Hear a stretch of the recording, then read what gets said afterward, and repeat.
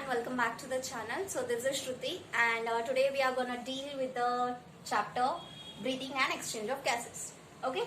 So first let us understand what is breathing. Now coming to the definition of breathing, we know that breathing occurs by O2 and CO2. Now there are organisms. So certain organisms, what they do is they break down this O2 for their energy purpose. Okay. So microbes or the microorganisms, they will break down this O2 for the energy purpose, and hence it is used by tissues. Okay. They are firstly they are broken down and then they are utilized in the form of energy. Now these carbon dioxide, it is produced by catabolic actions. Okay. So these catabolic actions leads to the production of carbon dioxide, which is harmful, right? Oxygen is produced by the atmospheric microorganisms. It is firstly broken down for the purpose of the energy, and once it is broken down, then it is utilized. Okay. So now these carbon dioxide, I have told you, it is formed from the catabolic actions. Okay. Catabolic actions or catabolic reactions lead to the production of carbon dioxide, which is harmful. So now what happens is the exchange of O2 and CO2. This O2 from the atmosphere enters into the body. It has to reach to the cells. The cells will undergo the catabolic reaction, lead to the production of carbon dioxide. So it is very important for this oxygen to enter into the cells, and these cells, it is a basic requirement of these cells. The O2 is a basic requirement of the cells to perform their actions. If you want your cells to work efficiently, then you have to provide them oxygen continuously. So this is done, right? Cells will continuously need the O2, so hence you need to provide them. And once this is done, the catabolic reactions will produce CO2. So which is, this CO2 is harmful, right? So this has to be eliminated out. Okay? O2 has to get in, CO2 which is produced by the cells, which is harmful, has to get out. So these process of exchange of O2 and CO2, okay? Exchange of O2 and CO2. O2 you are getting from the atmosphere, CO2 it is being produced in the cells by the catabolic reaction. So these exchange of O2 and CO2 is referred to as breathing. Okay? This is referred to as breathing or respiration. So coming to the definition of breathing, the exchange of O2 and CO2 between the atmospheric oxygen, between the atmosphere and the lungs. Lungs are the organs which perform the function of respiration. So between these two, whatever the exchange of oxygen and carbon dioxide occurs, this process is referred to as breathing, or we call it as respiration. So here, this is the introduction part about the breathing, how it is actually done. Now coming to the respiratory organs. So you know there are different kinds of organisms, right? From the beginning, from the evolution process, if you see, you have invertebrates, you have vertebrates. There are different kinds of organisms living in different habitats. So if there are different organisms living in different habitats, so obviously if they are living in different habitat, they will have different level of organization. That means few are small, few are larger, that way. Okay. So depending upon that, if a different level of organization is there, the level of organization leads to different mechanisms of breathing or different respiratory organs. Okay. So if I talk about the low invertebrates, if I talk about sponges or the coelentrates, what they do is they respire through the body surface. Okay. So through the body surface, they respire, the exchange of whatever the air is there that occurs through the body surface, and then the process is simple diffusion. Now after the sponges, we come to insects. How do insects respire? Now these insects, what they have is that they have a network of trachea. Tracheal tube-like system, you have tube-like structures in them. So for the exchange of air within the body, they have a tracheal system. Now coming to earthworms or few other kinds of worm, they have a cuticle, right? A moist cuticle which is like a lip-like structure. So with that, with the help of that cuticle, moist cuticle, earthworms will respire. Now then you have terrestrial animals. Now terrestrial animals are highly developed. So what do they have is they have well developed vascular organs. Okay, they have well developed vascular organs called as lungs. So with the help of the lungs, the exchange of oxygen and carbon dioxide occurs in between the terrestrial animals. Now coming to the aquatic arthropods or molluscs, okay, which are living in the water. Now what they have, how do they respire is they have highly vascularized structure. Okay, if they are living in the water bodies, right? So if they are living in the water bodies, they should, it is very important, they should have gills. So they have structure called as gills which are highly vascularized. So with the help of these gills, they will perform the function of respiration, right? So this is here. Now if I talk about the vertebrates, this is all about the invertebrates, right? Now coming to the vertebrates, fishes, obviously they'll have again the gills, so that they are highly vascularized. With the help of the gills, the exchange of oxygen and carbon dioxide occurs in the body. Now we are left with the reptiles, amphibians, mammals and the apes. All of this will have highly developed muscular bag-like structure called as lungs. So with the help of the lungs, the exchange of oxygen and the carbon dioxide occurs in these. Now if I talk about the amphibian, frog is one such animal where you can see the respiration through its moist skin. Okay, just like sponges, it will respire through its moist skin or the body surface. So that is with the frog. And if you talk in detail about this, mammals are the vertebrates which have highly developed respiratory system or the lungs. What do I call as lungs? So with the help of this highly developed lungs, respiration occurs. So these are the different respiratory organs in different organisms, and with the help of these different organisms, the respiration process takes place in them. Now if I talk about the human respiratory system, okay, so coming to the human respiratory system, so first we have the external pair of nostrils. Okay, so first we have external pair of nostrils. The respiration system of the human body, it begins with a pair of nostrils which you can see above your upper lip. Okay, so these external pair of nostrils will lead to nasal chamber.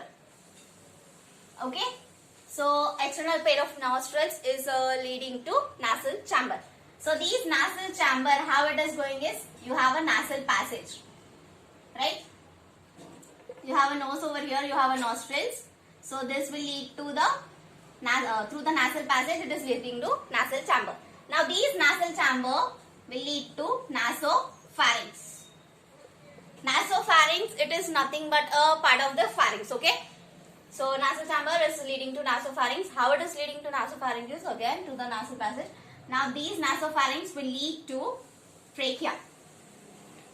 Okay, first you have a pair of nostrils, okay, with the above the upper lip, then it is leading to nasal chamber. How it is leading is nasal passage. With the help of the nasal passage, it will reach nasal chamber, then it will come to the nasopharynx. Nasopharynx is again a part of the pharynx. So nasopharynx is leading to trachea. Now these trachea, this nasopharynx is leading to trachea, right? So this is with the help of the larynx. Okay, so larynx will have a structure called as the glottis. With the help of the glottis, it will pass through the first glottis, then larynx, and finally it will reach the trachea. So once it reaches the trachea, now if I talk about this larynx, it has a glottis-like structure, right? So this nasopharynx will have to pass through the glottis, then larynx, then it will reach the trachea. So these larynx is made up of cartilaginous structure. It is made up of cartilaginous box-like structure, which will help you in the production of sound. So this is also called as the sound box. Okay, larynx, it is a cartilaginous structure which help you in the production of the sound. So this is about the larynx. Now these glottis, what it does is, during the swallowing, when you enter the, when you eat the food, so this glottis is a flap-like structure which will prevent the entry of the food entering into the larynx, right? Food has to go to pharynx. So this glottis is a part which will prevent the entry of the food into the larynx. There is also a structure called as the epiglottis. It is a muscular flap-like structure which will also help in prevention of food into this larynx. Clear? So here we are done with the larynx trachea. Now these trachea will finally lead to primary and secondary. Okay. So if I talk about the trachea, what it is it is a straight tube. Okay. It is a straight tube like structure, and it will extend up to the mid thoracic cavity. So from the mid thoracic cavity at the level of T5. Okay, mid thoracic cavity, that means T12. You have 12 thoracic vertebrae, right? So at the level of T5, this trachea will split into two, right? So at the level of T5, this will divide into primary and secondary. It will divide into bronchus first at the level of T5. So this will get divided into right and left bronchus. Okay. So here you have right and left at the level of T5. So now this is done with at the level of T5, right? T5 you have got right and left principal bronchus. Now further division will occur, right? You have got right and left principal bronchus. Then you have primary, that will lead to secondary, that will lead to tertiary. And these tertiary bronchioles will finally lead to small terminal bronchioles. Okay? Right? At the level of T5, their trachea is splitting into right and left principal bronchus.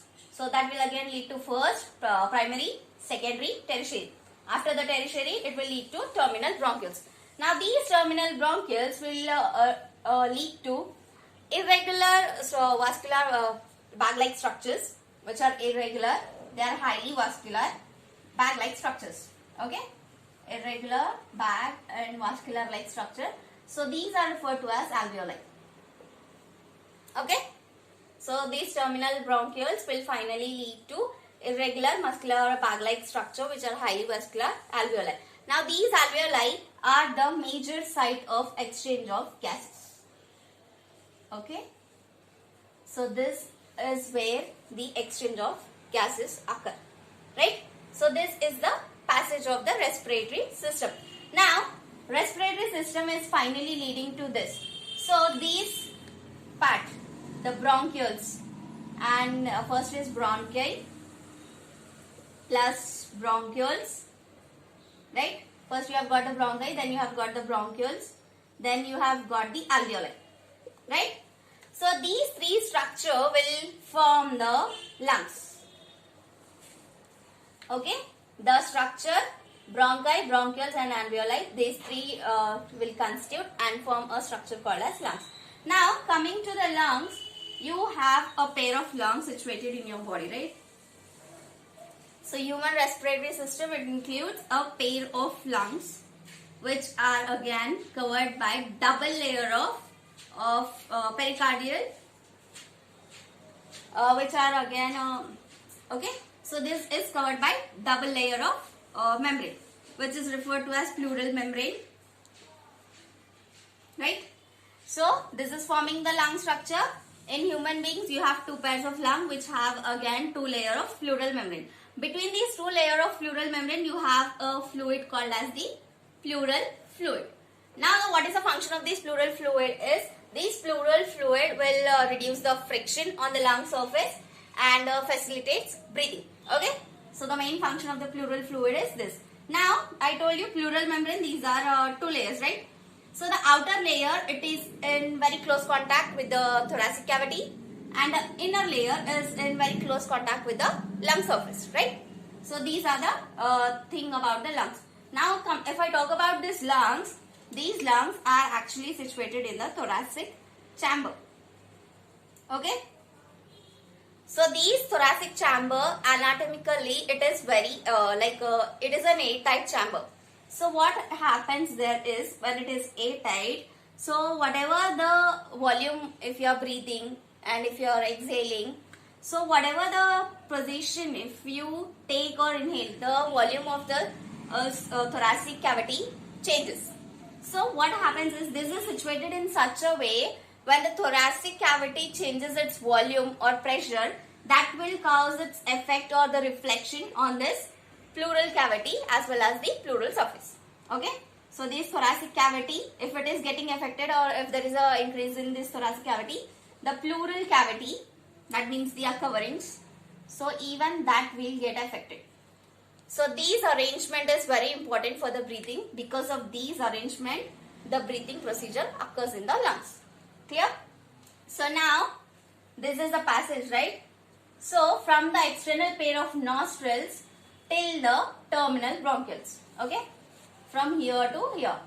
External pair of nostrils, nasal chamber, nasopharynx, trachea, bronchi, primary, secondary, tertiary, and till the terminal bronchioles. So this will form the conducting part. Okay? That means from the external nostrils through the terminal bronchioles, it will form the conducting part of the digestive system. Clear? Whereas these alveoli along with the ducts, where the exchange of gases occurs, right? So this will form the respiratory part or the exchange part. Clear? So this will be a conducting part of the respiratory system. This is the respiratory part of the system. Now if I talk about the conducting part, so what actually it is? It is beginning from the external pair of nostrils and ends with the terminal bronchioles. So what happens over here is, the atmospheric air which you breathe in, it is first humidified. Okay. First it is cleared from the foreign materials, humidified and brought back to the body temperature. So this is how the conduction part occurs. Whereas in the respiratory or the exchange part, what happens is, this is the actual site of exchange of gases. Okay. So here the O2 is brought in, carbon dioxide is released out. So here it is the actual site of the exchange of the gases between the lungs and the atmospheric pressure. So this is about the procedure. Okay. So human respiratory system is done. Now this is the respiratory system. This is how breathing process occurs, conducting part and the respiration part.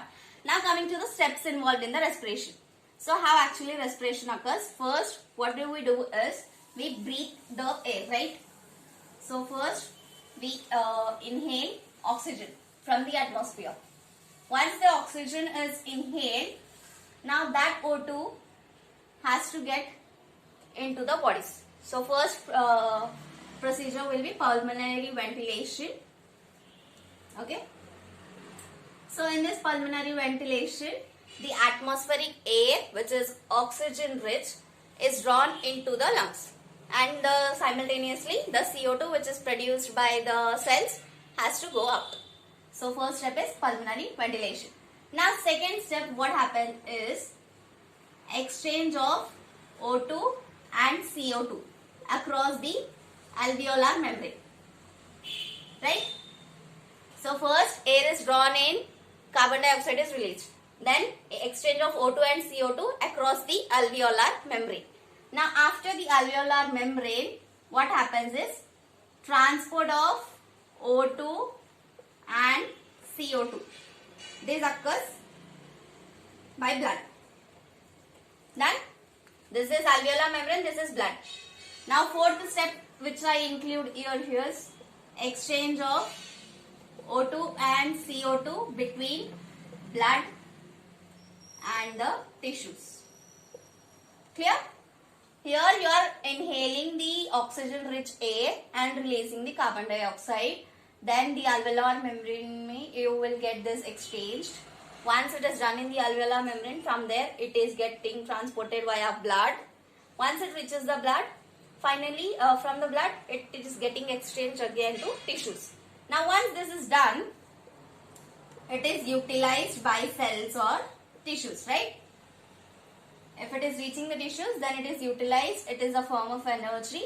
So then once this is done, again the catabolic reaction occurs and CO2 is ejected out. Okay. So these are the steps involved in the respiration process. Now what we are left with is mechanism of breathing.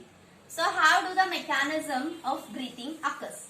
Now if I talk about the mechanism of breathing, it usually involves inspiration and the expiration, right? Breathing is a process where you inhale O2 and exhale CO2. So these mechanism of breathing is inspiration and expiration, right? There are only two things. You inhale O2, you exhale CO2. So if I talk about the inspiration, now here the atmospheric air, which is rich in oxygen, is inhaled in, and the carbon dioxide, which are produced by cells, okay, which is rich in carbon dioxide, the thing which is it occurs has to go out. So this will occur between lungs and atmosphere, okay. So this is the mechanism of breathing, inspiration and expiration. Now to occur this O2 and CO2 exchange of gases, in order to occur this, there is a pressure gradient created, right?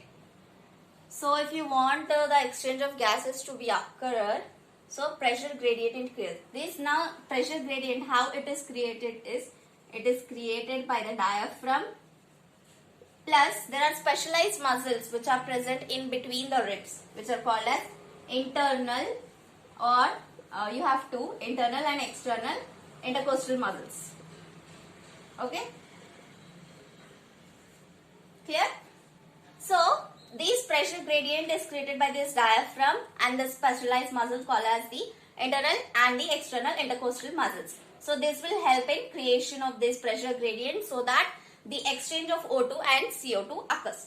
Now this has been done. So how this inspiration occurs? Now during inspiration, what happens is, I told you it occurs between the lungs and the atmospheric pressure. Now if I talk about the lungs, you have the pulmonary, right? Lungs is referred to as pulmonary, right?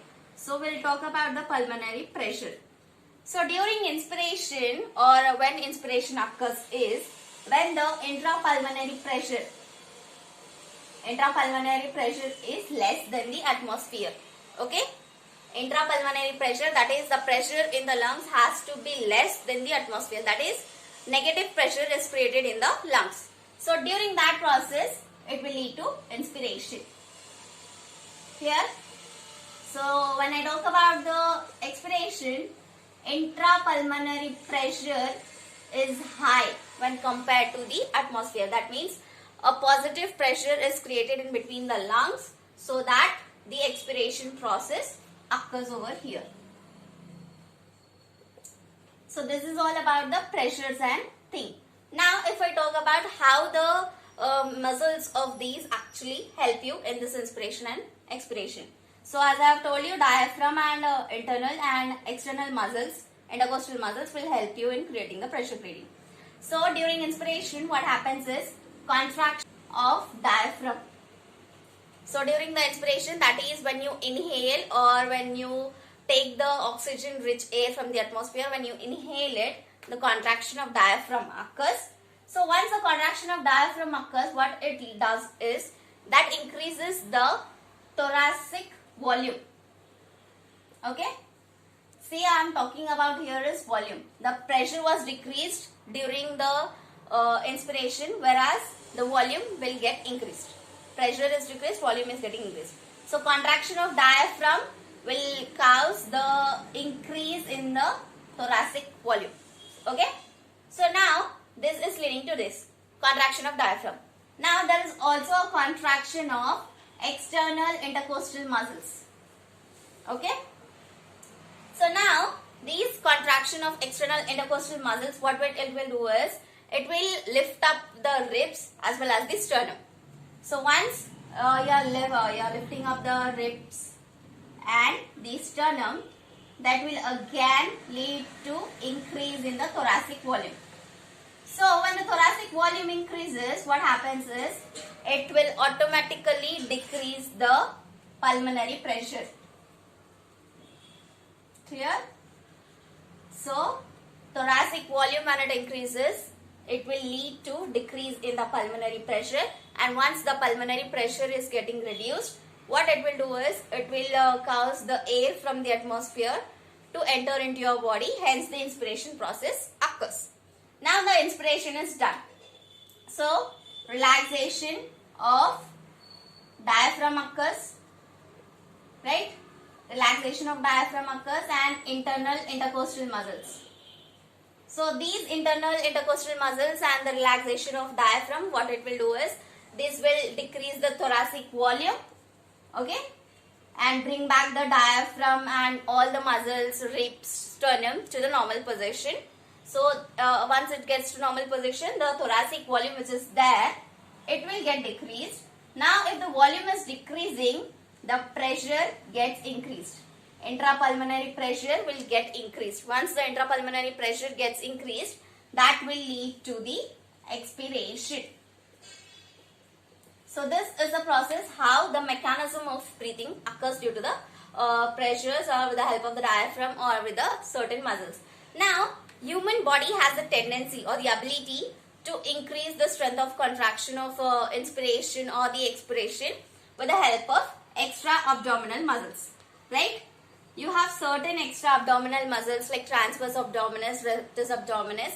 Even those muscles will help you for the stronger inspiration or the stronger expiration. Now, those muscles will help you and you can estimate the volume of air what you are breathing, the quality that can be. So, volume of that air can be estimated with the help of a device called as the spirometer. So, with the help of the spirometer, what it happens is, it will help you in the certain pulmonary assessment kinds of test. So this is all about the mechanism of the breathing.